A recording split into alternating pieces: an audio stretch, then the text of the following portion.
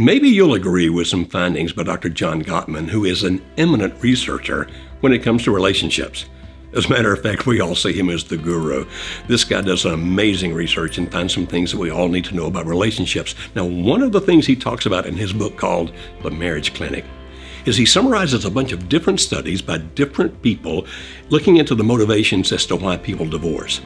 And as he's summarizing these, that's called a literature review, as he's summarizing these, he said we must conclude that most people want out of a marriage either because they don't feel loved, or don't feel liked, or don't feel respected. You think that sounds right? Well, in our work with thousands and thousands of couples, we can tell you that whenever we bring that up to a couple that's having some kind of difficulties, both of them say, yes, that's definitely right. It's going to be one, two, or all three of those reasons. Well, let's talk about that third one for a moment. What is respect? Well, in relationships, respect means that we are equals, that neither one of us is the parent with the other one being the child, that we both have talents, we both have abilities, and while they may be different and unique, that we blend together as a partnership, as a team. And there's not one of us that's driving the other, commanding the other, dominating the other, but that we see each other as each being valuable, as being lovely, as being lovable, and we treat each other that way. Now, we could probably go on and get some textbook definitions, if you will, but I think that pretty well sums up what it is. That if we treat each other that way, each of us feels heard. Each of us feels lovely and lovable. And each one of us feels like that partnership I referred to a moment ago. Way back in the 1980s, a fellow by the name of Norton did some research and came up with a thing called the Norton Quality of Marriage Index. And it measured exactly what that says, the quality of a marriage. And one of the things it measured was how much a couple, like a husband and a wife, saw each other as a team. Not I, but we. And the more they think in terms of we, the better the relationship is in quality. Then Dr. Mike Johnson at Penn State University a few years ago did some work on what leads one to be committed to another. And under what he calls the want to, why I want to be with you is when I see us as being a team. When I think in terms of we, not I. He calls that relational identity. In other words, we want to be around people where we feel valued, where we feel seen, like I matter, where we feel heard, that my opinion, my ideas, my emotions, all of these things are important to you just as yours are to me, and that we operate through this together, not always agreeing, but always finding a way to unite, to retain emotional connection with each other, which will not occur if one of us is treating the other person disrespectfully. It just won't occur then. And so if you are always telling me how to think, how to feel, what to do, what to believe, and enforcing that, in other words, you keep arguing until I give in, or you find some way to punish me if I don't give in. Maybe give me the cold shoulder, or maybe withhold sex from me, or whatever it might be that you can do to punish me until I do it your way, I'm going to feel disrespected.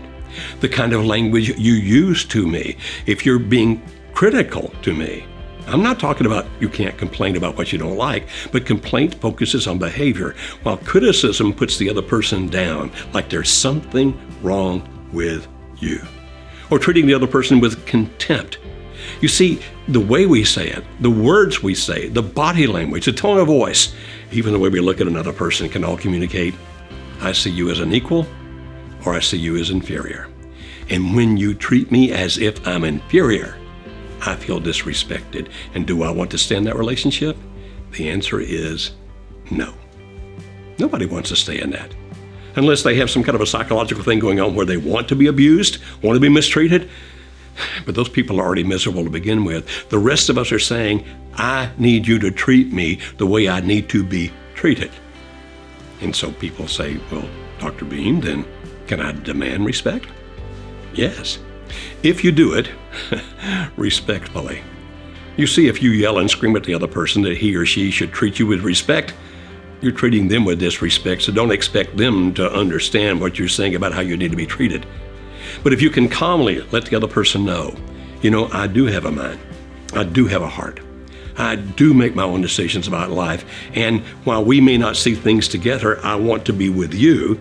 I want you to be with me, but no longer tell me how to think, how to feel, what to act, what to believe, because that's just not right. Now, if you do that respectfully, the other person may hear you.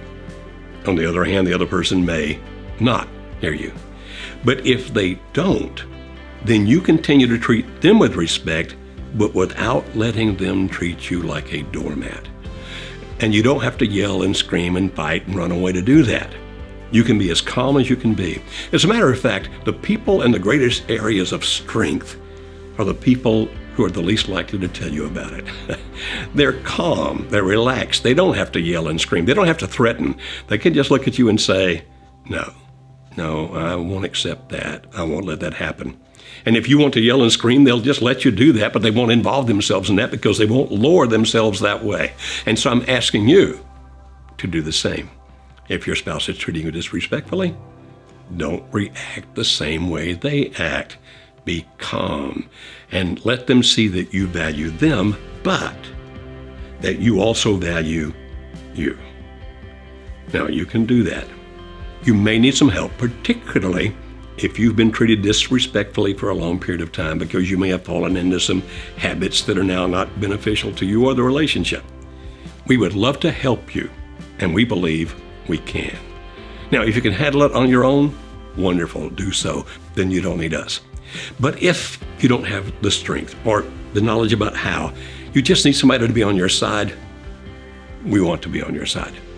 You can contact us at marriagehelper.com, and you can also call us at our toll-free number, 866-903-0990.